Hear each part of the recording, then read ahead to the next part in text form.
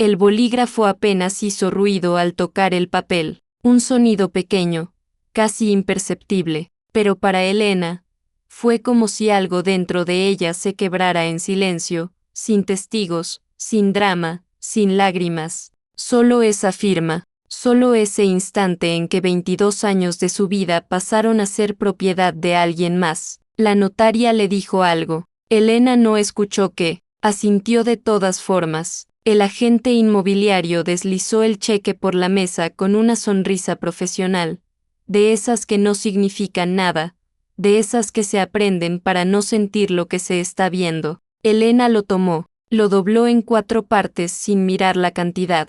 Ya sabía cuánto era, había calculado ese número cientos de veces en los últimos meses. En las noches que no dormía, en los trayectos en autobús porque el carro ya no existía, en los silencios del cuarto rentado donde ahora vivía con una maleta y muy pocas cosas que todavía fueran suyas. Salió de la oficina sin despedirse. Afuera, el sol estaba demasiado brillante para lo que ella estaba sintiendo. Se sentó en una banca de la calle, no porque necesitara descansar, sino porque sus piernas simplemente decidieron parar. Abrió la cartera. Adentro estaba el cheque, una factura del hospital con el nombre de su hijo escrito en la parte superior, y su teléfono con una pantalla llena de notificaciones que no había abierto, excepto un mensaje de voz, de Marcos, grabado 3 días atrás, a las 2 de la madrugada. Ella lo sabía de memoria porque lo había escuchado 11 veces,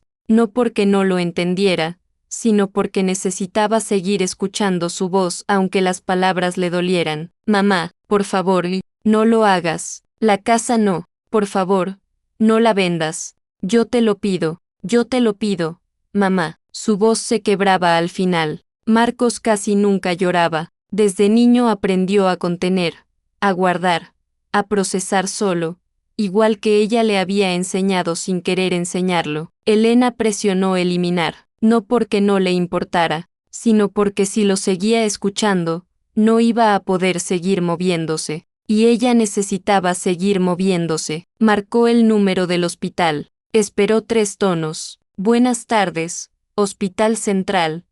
¿En qué le puedo ayudar? Buenas tardes, dijo Elena, y su voz sonó tranquila, casi extrañamente tranquila. Necesito hablar con la coordinadora del departamento de cirugía. Tengo el dinero completo para el procedimiento de mi hijo. Hubo una pausa breve del otro lado. Por supuesto, señora. Un momento, por favor. Elena cerró los ojos mientras esperaba. El sol le daba en la cara. Pensó, por un segundo, en el jardín de la casa, en las matas de albahaca que plantó hace 12 años junto a la ventana de la cocina, en el olor que tenía ese rincón por las mañanas, en cómo Marcos, cuando era pequeño, le arrancaba las hojas solo para olerlas y luego las dejaba caer al suelo como si eso fuera suficiente. Pensó en eso exactamente 3 segundos. Después dejó de pensar en ello para siempre. Lo que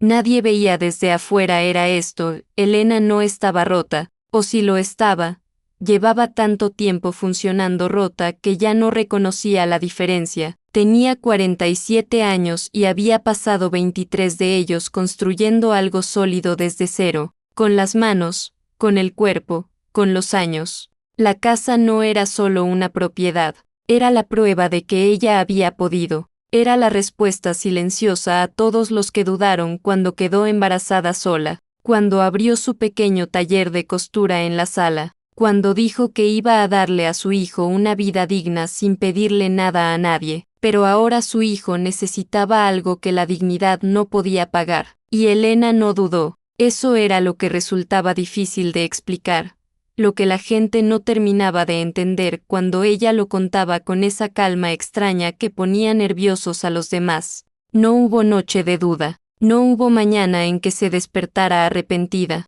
Desde el momento en que el médico pronunció las palabras y ella entendió el número que había detrás de la solución, algo en su interior hizo un cálculo muy simple. Todo lo que tengo, lo construí para él, entonces todo lo que tengo, es de él. Así de simple. así de absoluto. La coordinadora del hospital volvió a la línea con instrucciones sobre transferencias y fechas y formularios. Elena sacó un papel doblado del bolsillo y empezó a escribir.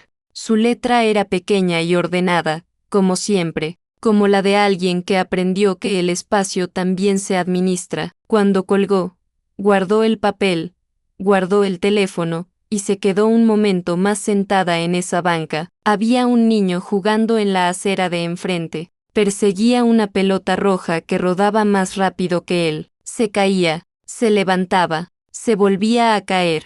Su madre estaba cerca, lista para ir, pero esperando ver si él se levantaba solo primero. Elena lo observó hasta que el niño atrapó la pelota, hasta que levantó los brazos como si hubiera ganado algo enorme. Entonces se puso de pie, tomó su bolso, y empezó a caminar. Lo que había dejado atrás ya no era suyo. Lo que venía adelante todavía no tenía nombre, pero Marcos iba a estar bien. Eso era lo único que importaba. Eso era lo único que había importado siempre. Y mientras caminaba por esa calle que ya no llevaba a su casa, Elena no lloraba. No porque no sintiera, sino porque algunas personas aprenden, con los años y con las pérdidas, que el dolor más verdadero no necesita lágrimas para existir. Existe de otra forma, se instala en los hombros, en la forma en que uno respira, en ese silencio que queda después de firmar un papel y doblar un cheque y eliminar un mensaje de voz de tu hijo que te pide que pares. Elena siguió caminando, y 8 meses atrás,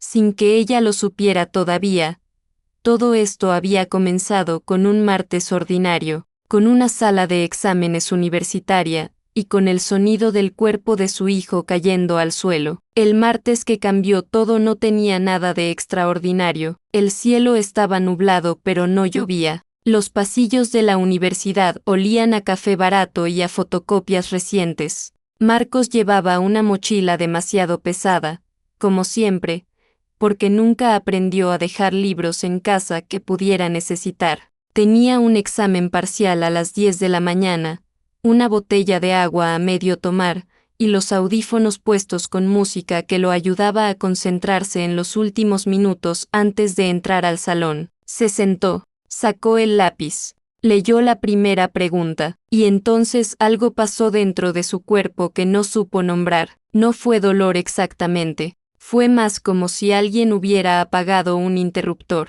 como si la conexión entre su cabeza y sus piernas se hubiera cortado de golpe, sin aviso, sin lógica. El lápiz cayó, la hoja quedó en blanco, y Marcos, que desde niño había aprendido a no llamar la atención, que había aprendido a resolver las cosas solo antes de preocupar a su madre, intentó levantarse para salir sin hacer escándalo. No pudo. Sus compañeros lo vieron caer antes de que él mismo entendiera que estaba cayendo. Elena recibió la llamada a las 10:17 de la mañana. Estaba en su taller, con 3 vestidos pendientes de entregar y una cliente esperando respuestas sobre un ajuste de falda. Cuando vio el número del hospital en la pantalla, su cuerpo lo supo antes que su mente. Eso pasa con las madres. Hay un instinto que no necesita información para activarse. Solo necesita una señal. Dejó todo en la mesa. Salió sin decirle nada a nadie. En el taxi hacia el hospital no lloró.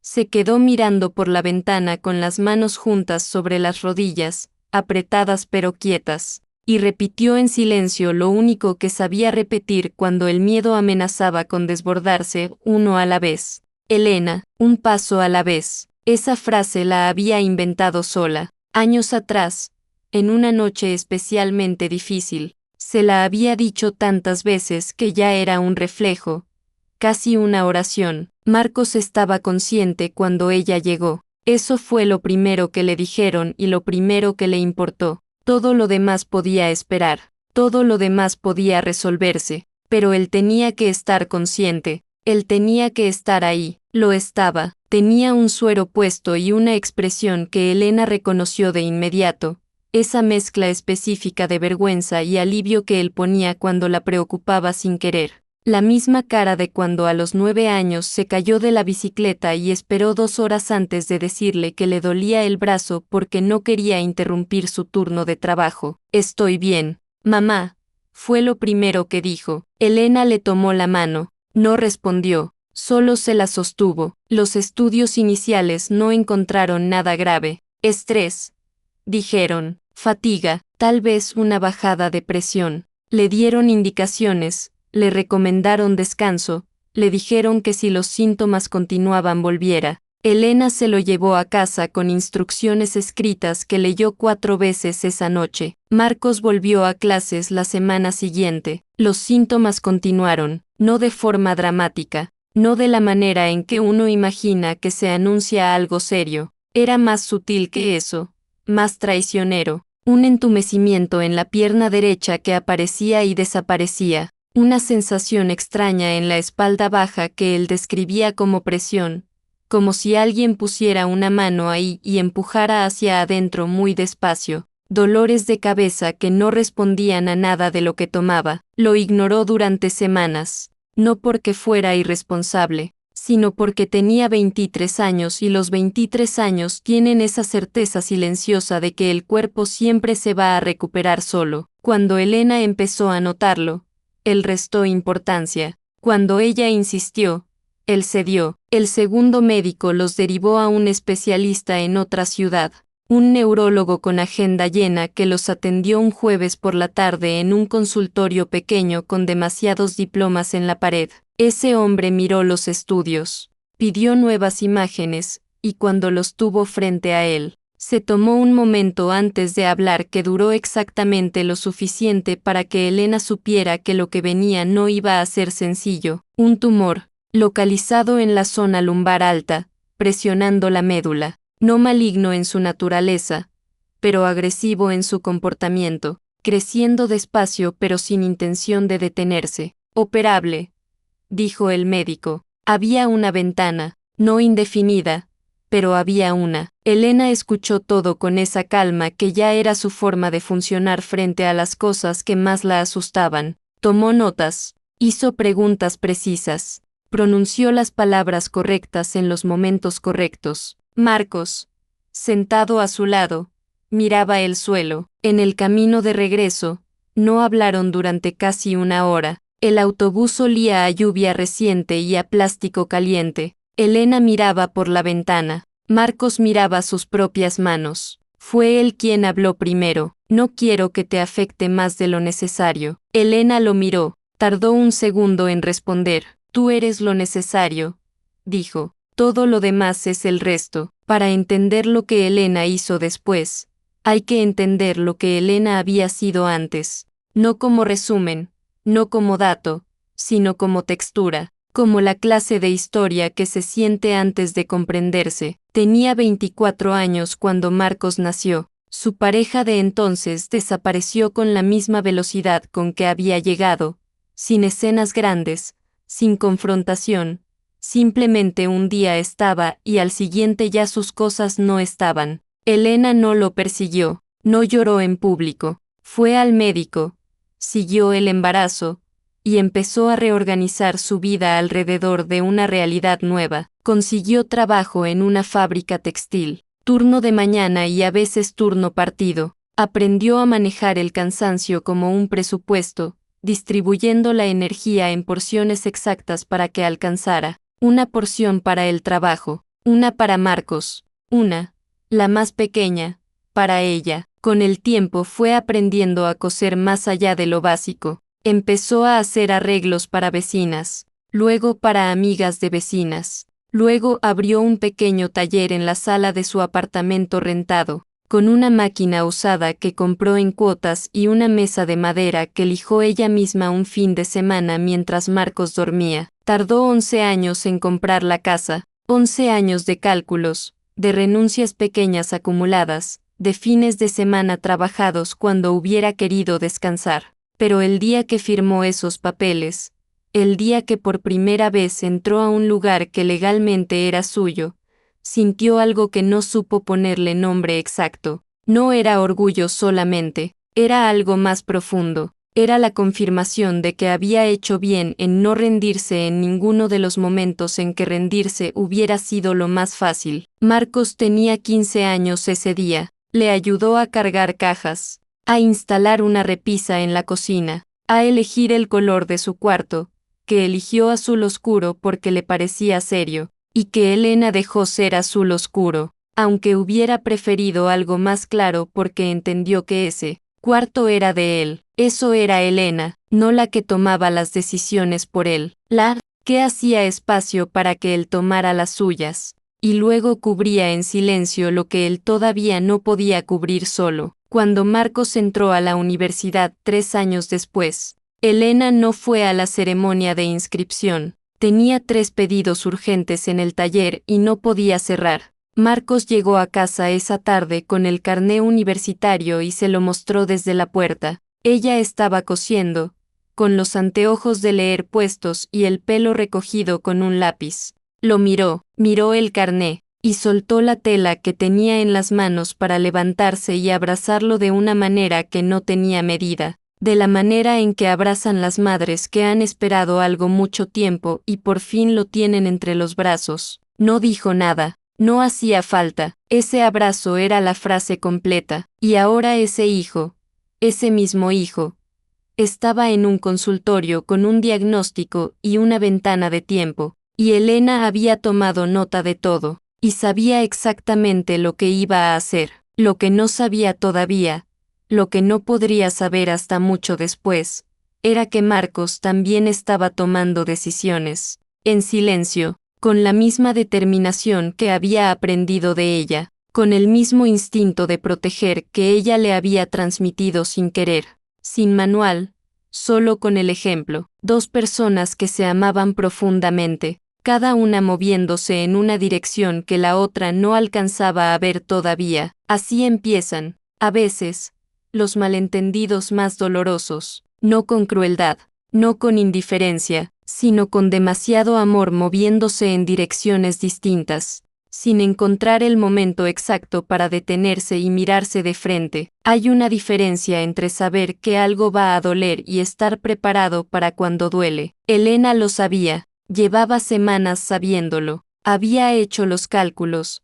había hablado con el banco, había llamado al agente inmobiliario con una voz tan estable que el hombre del otro lado tardó un momento en entender que lo que le estaba pidiendo era real. Había organizado cada paso con la misma precisión con que organizaba un patrón de costura, midiendo 2 veces antes de cortar, asegurándose de que cada pieza encajara antes de seguir a la siguiente. Lo que no había calculado era la reacción de Marcos. La primera conversación fue una semana después del diagnóstico. Elena esperó ese tiempo no por indecisión, sino porque necesitaba tener los números claros antes de hablar. No quería presentarle un problema a su hijo, quería presentarle una solución. Se sentaron a la mesa de la cocina, en esa casa que todavía era de ella, con 2 tazas de café que ninguno de los dos terminó. Elena le explicó el plan con calma. La venta de la casa, lo que alcanzaba, los tiempos, el cirujano, la fecha tentativa que ya había consultado con la coordinadora del hospital. Marcos la escuchó sin interrumpir. Cuando ella terminó, hubo un silencio que duró demasiado. No, dijo él, solo eso, una palabra, pequeña y absoluta. Elena frunció el ceño levemente. Marcos, no, mamá. No voy a dejar que vendas la casa. Ella había anticipado resistencia. La conocía a su hijo lo suficiente para saber que su orgullo iba a reaccionar antes que su razón. Tenía respuestas preparadas para eso, argumentos, números, la lógica aplastante de una madre que ha resuelto cosas imposibles antes y no tiene miedo de resolver esta. Lord, que no tenía preparado. Era la manera en que él la miró, no era orgullo, lo que había en sus ojos. Era otra cosa, algo más parecido al miedo, pero no al miedo de enfermarse, al miedo de otra cosa que ella no supo leer en ese momento porque estaba demasiado ocupada en su propio argumento. Hay otras opciones, dijo él. Estoy investigando. Hay otras formas de manejar esto. ¿Cuáles? preguntó Elena, y su tono fue más directo de lo que quería. ¿Cuáles opciones, Marcos? ¿Las que cuestan menos y tienen menos probabilidad de funcionar? ¿Las que te piden que esperes mientras esto sigue creciendo? No lo sabes. No has hablado con todos los médicos. He hablado con suficientes. Mamá, Marcos. Otro silencio, más corto pero más denso. Él se levantó, llevó su taza al fregadero aunque estaba casi llena. Se quedó de espaldas a ella un momento, mirando por la ventana de la cocina, esa ventana junto a la que Elena había plantado albahaca 12 años atrás. Esta es tu casa, dijo sin voltear. 21 años viviendo aquí. No puedes. Puedo hacer lo que quiera con lo que es mío, interrumpió Elena, y lo dijo sin dureza, pero con una firmeza que no dejaba espacio para negociación. Y lo que es mío, lo construí para ti. Eso no es un sacrificio. Es simplemente a donde siempre iba a llegar ese dinero. Marcos se volteó. Tenía una expresión que Elena no le había visto antes. O quizás sí la había visto, pero hacía muchos años, cuando era niño y algo lo sobrepasaba pero no sabía cómo pedirle ayuda. No es justo para ti, dijo. La justicia no me importa, respondió ella. Me importas tú. Él no respondió. Tomó su mochila del respaldo de la silla y se fue. Elena se quedó sola en la cocina, mirando las 2 tazas de café frío, mirando la ventana. Luego recogió todo, lavó las tazas, y llamó al agente inmobiliario para confirmar la reunión del día siguiente. Las semanas que siguieron tuvieron una textura extraña. Por fuera, todo avanzaba según el plan de Elena. El agente tasó la casa. Apareció un comprador rápido, más rápido de lo esperado, como si el universo hubiera decidido no darle tiempo para arrepentirse. Los trámites se movieron con una eficiencia que en otras circunstancias hubiera agradecido. Por dentro, algo estaba cambiando entre ella y Marcos de una manera que ninguno de los dos nombraba. Él seguía viniendo, eso era importante. No desapareció, no se alejó del todo, pero había una distancia nueva en sus visitas, una cortesía que dolía más que el silencio porque era la clase de cortesía que se usa con las personas a las que no sabes cómo decirles algo. Preguntaba cómo estaba, tomaba café, ayudaba si había algo que cargar o arreglar, y luego se iba. Elena lo observaba irse desde la puerta y se decía que era normal, que era el miedo de enfrentarse a su propia enfermedad, que era la incomodidad del orgullo joven que no sabe recibir ayuda. Se lo explicaba de todas las maneras posibles porque era más fácil que considerar la otra posibilidad, la que a veces asomaba en los bordes de sus pensamientos nocturnos y que ella empujaba hacia abajo con la misma determinación con que empujaba todo lo que podía paralizarla, que quizás Marcos sabía algo que ella no. Empezó a notar que faltaba a algunas de las consultas médicas. La primera vez, Elena lo atribuyó a un examen en la universidad. La segunda, a un turno de trabajo. Cuando fue la tercera, lo llamó. Tuve que resolver algo, dijo él. Ya revisé todo con el médico. Mamá, estoy al tanto. ¿Al tanto de qué? ¿Fuiste solo? Fui con Daniel. Daniel, su amigo de la universidad. Buen chico. Elena lo conocía, pero no entendía qué hacía Daniel en una consulta médica que ella debería haber estado. Marcos, yo tengo que estar en esas citas. Mamá, tengo 23 años, y yo soy tu madre. Eso no significa que tengas que estar en cada cuarto, en cada conversación, en cada decisión. Fue la primera vez que sus palabras le hicieron daño de verdad, no porque fueran crueles, sino porque eran ciertas en una manera que ella no estaba lista para recibir. Tenía 23 años, era un adulto, y ella lo seguía manejando como si fuera el niño que esperaba en el taller mientras ella cosía hasta tarde. Colgaron sin resolver nada. Elena se sentó en el borde de la cama del cuarto rentado donde ahora vivía, en ese espacio pequeño que olía a pintura nueva y a nada familiar. Y por primera vez desde que todo esto había comenzado sintió algo que no era determinación ni miedo ni cálculo. Sintió agotamiento, no el agotamiento del cuerpo, sino ese otro, el más profundo, el que llega cuando uno ha estado siendo fuerte durante tanto tiempo que ya no recuerda cómo se siente no serlo. El día que Marcos llegó con la carta fue un miércoles. Elena estaba organizando los papeles del hospital sobre la mesa pequeña del cuarto. Fechas, montos, confirmaciones. Tenía el teléfono cerca porque esperaba una llamada de la coordinadora sobre los últimos detalles del proceso previo a la cirugía. Marcos tocó la puerta, entró, traía una expresión diferente a la de las últimas semanas, más resuelta, más nerviosa también, aunque intentara ocultarlo. Sacó un sobre del bolsillo interior de su chaqueta, lo puso sobre la mesa, encima de los papeles del hospital. Necesito que leas esto, dijo. Elena miró el sobre, miró a su hijo. Había algo en su voz que era distinto, una urgencia contenida, la clase de urgencia que llevan las personas cuando finalmente deciden decir algo que han estado guardando demasiado tiempo. Pero Elena también tenía sobre la mesa 3 documentos que debía revisar antes de las 5 de la tarde, y tenía en la cabeza todos los pasos que faltaban, todos los detalles que aún debía confirmar, todo el peso de un proceso que no podía detenerse ahora que ya había llegado tan lejos. ¿Qué es?, preguntó. Léelo y lo hablamos. Ella lo miró un momento más, luego miró los documentos del hospital, luego volvió a mirarlo a él. Marcos, ahora mismo tengo que... Mamá, por favor. Hubo algo en ese por favor que era diferente a todos los anteriores, más pequeño, más vulnerable, el tipo de ruego que no pide un favor sino que pide que alguien se detenga. Pero Elena no se detuvo. Esta noche lo leo,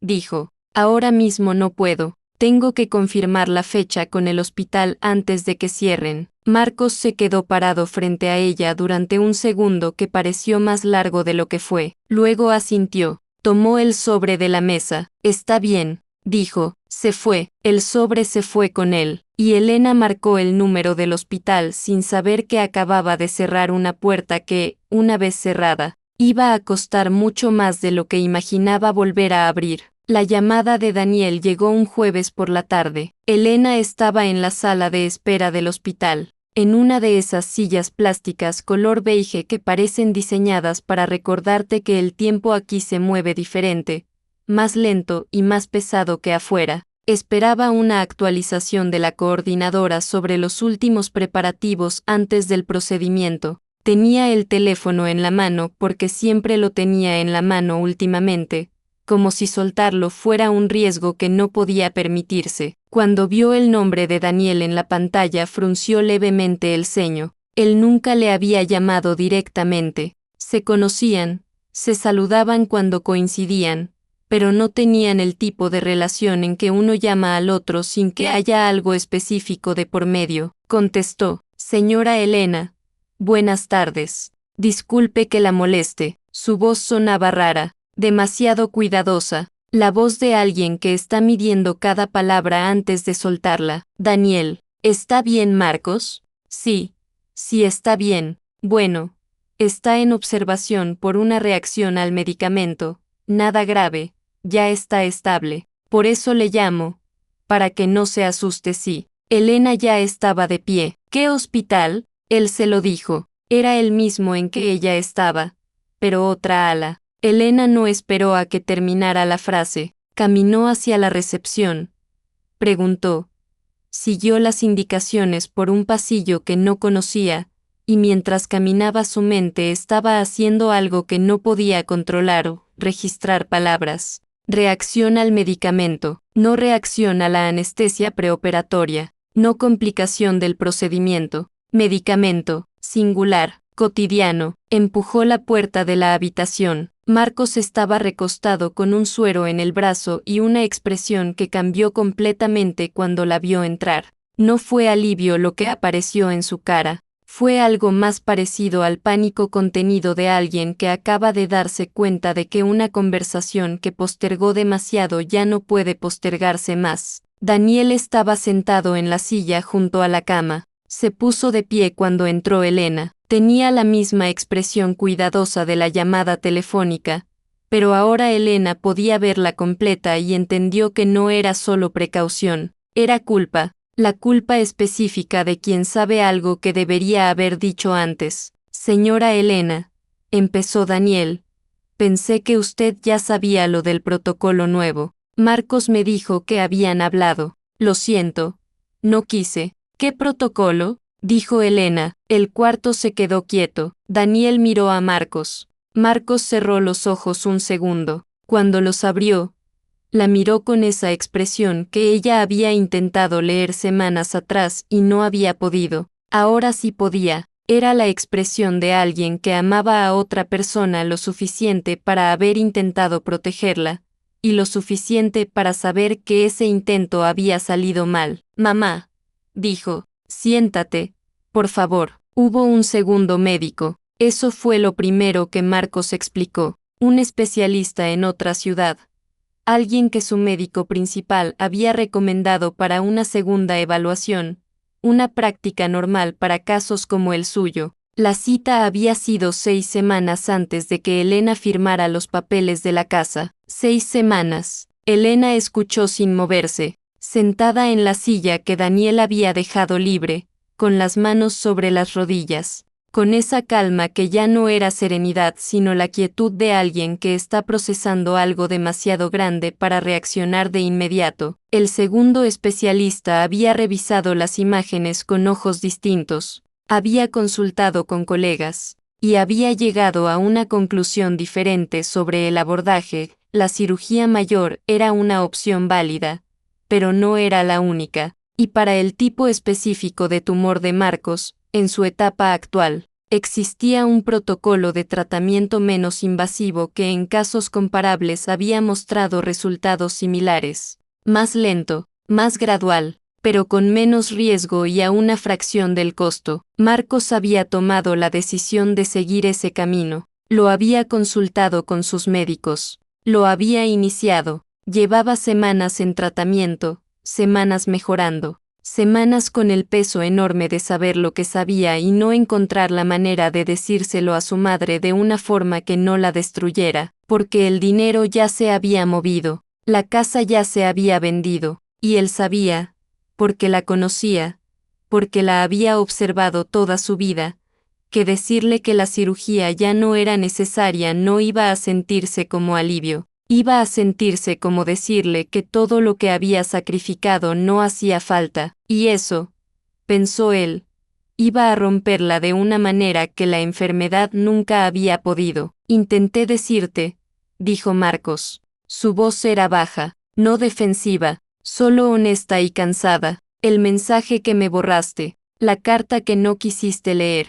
Mamá, intenté decirte. Elena no respondió de inmediato. Había una ventana en la habitación, pequeña, con vista a un patio interno del hospital donde había un árbol que nadie había plantado con intención, de esos que crecen solos en los bordes de las cosas. Lo miró un momento sin razón particular, solo porque necesitaba mirar algo que no fuera el rostro de su hijo mientras su mente reorganizaba todo lo que creía saber. El mensaje borrado, lo recordaba. Recordaba haber presionado eliminar con la misma determinación con que hacía todo, porque escucharlo más veces la estaba ablandando y ella no podía permitirse ablandarse. La carta, el sobre que Marcos había puesto sobre la mesa, y ella había dejado ir con él sin abrirlo porque tenía documentos del hospital que revisar, y una llamada que hacer antes de las 5. Una llamada que hacer antes de las 5. Cerró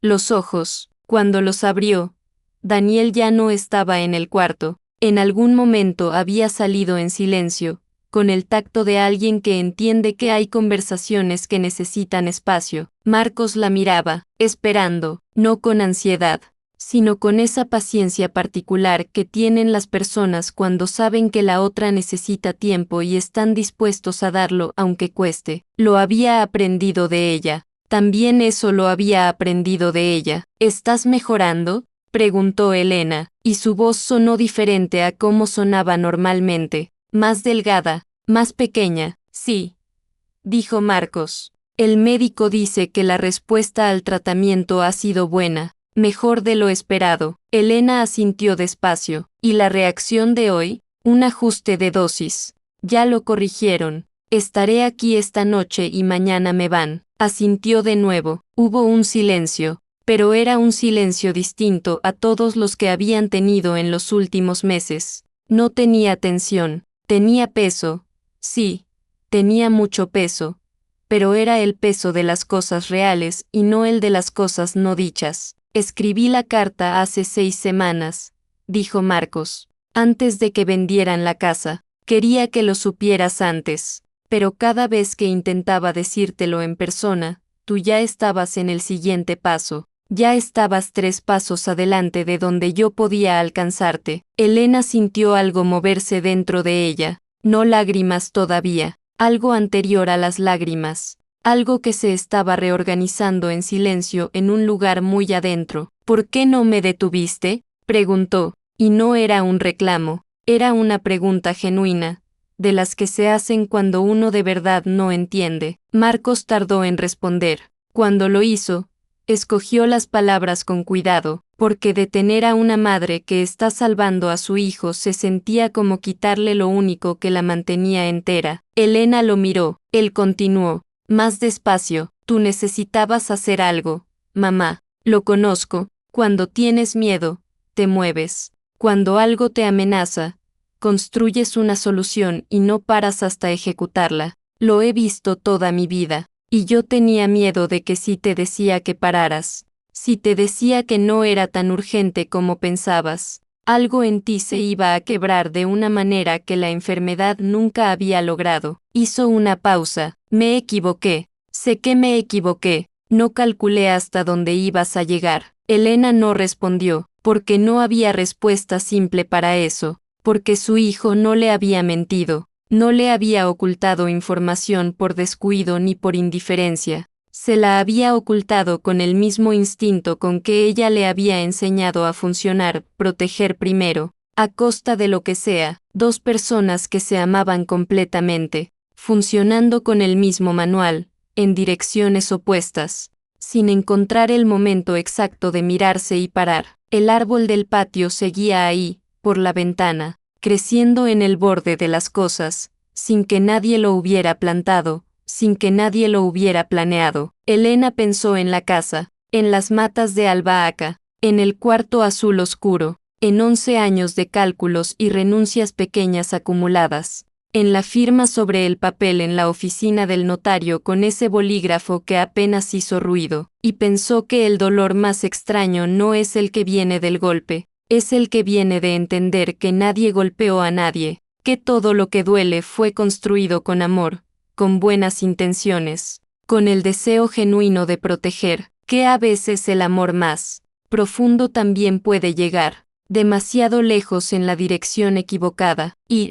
que la distancia entre lo que queremos hacer por alguien y lo que esa persona necesita que hagamos puede ser, a veces, la distancia más larga del mundo. Marcos extendió la mano desde la cama. Elena la miró un momento, luego la tomó. No dijeron nada más esa noche, pero era el primer silencio en meses que no dolía de la misma manera. Era el primero que tenía, debajo del peso, algo que se parecía muy levemente, muy despacio, a la posibilidad de empezar a sanar. Marcos recibió el alta un viernes por la mañana. Salió del hospital con una bolsa pequeña, una hoja de indicaciones para las próximas semanas, y una cita de seguimiento agendada para el mes siguiente. El médico que lo despidió usó palabras como evolución favorable y respuesta positiva al tratamiento, con la tranquilidad profesional de quien ha dado buenas noticias suficientes veces para saber cómo entregarlas sin dramatismo. Marcos asintió, firmó lo que había que firmar. Agradeció. Elena estaba en el pasillo, esperando, cuando la puerta se abrió y lo vio caminar hacia ella, con ese paso suyo que era igual al de siempre pero que ahora ella miraba de otra manera. Sintió algo que no supo nombrar en ese momento. No era alivio exactamente, aunque el alivio estaba ahí, era algo más complicado, una mezcla de emociones que no tenían un orden claro, que se apilaban unas sobre otras sin respetar jerarquía. Le ayudó con la bolsa. Él dejó que lo hiciera. Salieron juntos al aire de la calle. Los días que siguieron fueron extraños en su quietud. Marcos se quedó unos días en el cuarto rentado de Elena, durmiendo en un colchón inflable que consiguieron prestado, porque el espacio era pequeño, pero ninguno de los dos quería estar en lugares separados todavía. Había algo frágil en el ambiente entre ellos, no de la manera en que algo frágil está a punto de romperse, sino de la manera en que algo frágil está a punto de solidificarse si se cuida bien. Hablaron, más que en los últimos 8 meses juntos. Conversaciones que empezaban por lo práctico, las indicaciones médicas, los próximos pasos, la logística, y que luego derivaban hacia otros territorios sin que ninguno de los dos lo planificara. Una noche Marcos le preguntó cómo había sido firmar los papeles de la casa. Elena tardó en responder. Estaba sentada en la única silla del cuarto, con una taza de té entre las manos, y él estaba en el colchón con la espalda apoyada en la pared.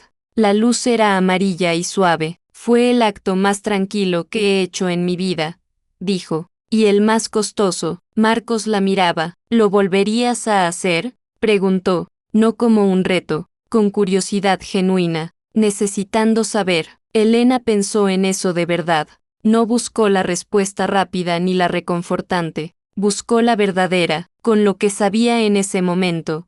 Sí, dijo finalmente, con lo que sé ahora, no habría llegado tan lejos. Pero eso no es arrepentimiento, Marcos. Es simplemente lo que pasa cuando uno toma decisiones sin tener toda la información. Y si hubieras tenido toda la información, habría encontrado otra manera, lo dijo sin dudar. Siempre encuentro otra manera. Marcos sonrió. Fue una sonrisa pequeña, de las que no llegan a los dientes, de las que son más una respiración que una expresión. Lo sé, dijo. Por eso me daba miedo decirte que pararas, porque sabía que ibas a encontrar la manera de seguir de todas formas. Elena lo miró durante un momento largo. La próxima vez, dijo.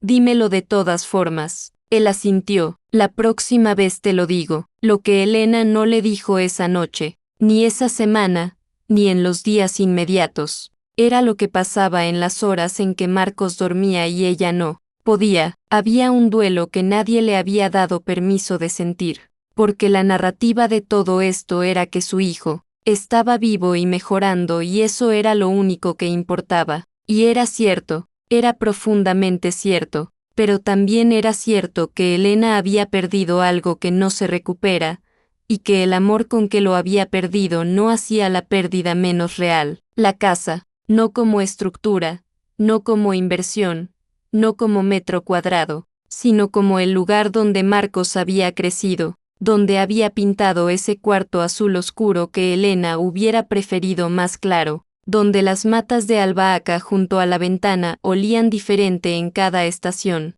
donde había cosido miles de horas con la máquina usada que compró en cuotas, con el sonido de la televisión de fondo y los pasos de su hijo moviéndose por el pasillo como la mejor música que había conocido. Ese lugar ya no existía para ella, existía para otras personas, con otras rutinas, con otros olores que poco a poco iban a borrar los que ella había dejado ahí sin querer, sin saber que eran irreemplazables. Eso no tenía solución, eso simplemente era, y Elena lo sostuvo en silencio, en las noches, con la misma dignidad callada con que había sostenido todas las cosas difíciles de su vida. 3 semanas después del alta, Marcos llegó al cuarto rentado con una llave en la mano. Elena lo miró sin entender. Ven, dijo él, quiero mostrarte algo. Tomaron el autobús. Bajaron en un barrio que Elena no conocía bien, de calles tranquilas con árboles en las aceras y edificios de altura mediana que no eran nuevos pero estaban bien cuidados. Marcos caminó con seguridad, como alguien que conoce el camino, y Elena lo siguió sin preguntar porque había algo en su paso que le decía que esto tenía forma, que esto tenía un destino. Se detuvieron frente a un edificio color ocre, entraron, subieron al segundo piso. La puerta del Apartamento 2 Vites se abrió con la llave que él traía. Era un espacio pequeño pero de proporciones amables. Sala y comedor integrados, 2 habitaciones separadas por un pasillo corto, una cocina con ventana que daba a un patio interior donde había, y esto Elena lo notó antes que nada, un árbol pequeño que crecía junto a la barda. 2 habitaciones, dijo Marcos. Se había detenido en el centro de la sala vacía. La voz le salió más seria de lo habitual, de la seriedad de quien ha practicado lo que va a decir y aún así no está seguro de cómo va a recibirlo. Pagué los primeros 3 meses, con lo que ahorré trabajando durante el tratamiento. Hay una habitación para mí y una para ti, y si en algún momento quieres tu propio espacio, buscamos otra solución. Pero por ahora quería que no estuvieras sola en ese cuarto. Elena no dijo nada, caminó despacio por la sala, llegó hasta la cocina, miró por la ventana al patio interior, al árbol pequeño junto a la barda, puso una mano en el marco de la ventana, pensó en la ventana de la cocina anterior, en las matas de albahaca, en el olor de las mañanas. Luego pensó en este árbol que nadie había plantado con intención y que estaba ahí de todas formas, creciendo en el borde de las cosas, sin pedir permiso, sin necesitar que nadie lo planeara. Escuchó los pasos de Marcos acercándose por el pasillo, se detuvo a su lado, junto a la ventana, y los dos miraron el patio un momento en silencio. «Me toca a mí ahora»,